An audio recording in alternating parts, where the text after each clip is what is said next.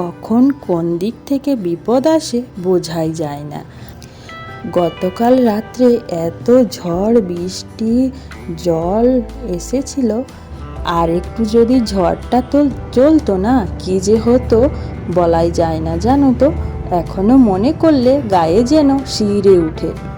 কালকে রাত্রে এত ঝড় এসেছিল, রান্নাঘরের সামনে একটা নিম গাছ ছিল, গাছটা পুরো ডালটা এসে রান্নাঘরের উপরে পড়েছে।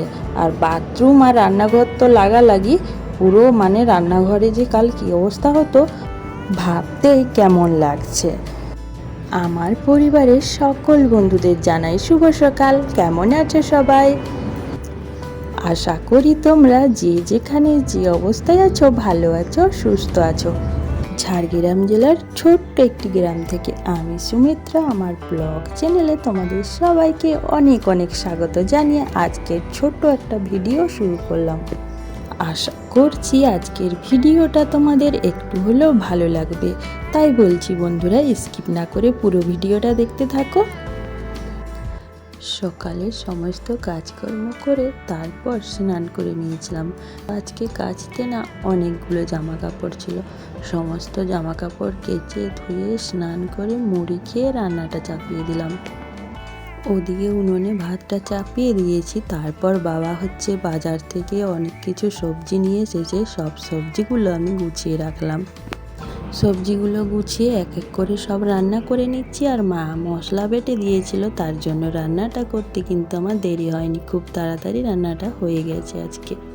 আর আজকে না বেশি কিছু রান্নাও করলাম না, কেন বলো তো, মাংস হলে না আমাদের বাড়িতে আর সবজি রান্না আর কেউ খায় না, তার জন্য সবজি আমি বেশি কিছু করলাম না। মাংস, শাক ভাজা আর চাটনি করেছিলাম, আর করলা ভাতে দিয়েছিলাম, আর টমেটোকে পুড়েছিলাম, কারণ বাবা তো চাটনি খেতে চাইবে, তার জন্য আর চাটনি করিনি, টমেটোকে পুড়িয়েছিলাম। এদিকে রান্না করতে করতে ওদিকে জামা কাপড়গুলো শুকনো হয়ে গিয়েছিল। জামা কাপড়গুলো সব তুলে নিয়ে এলাম আর সব এক এক করে গুছিয়ে রাখবো।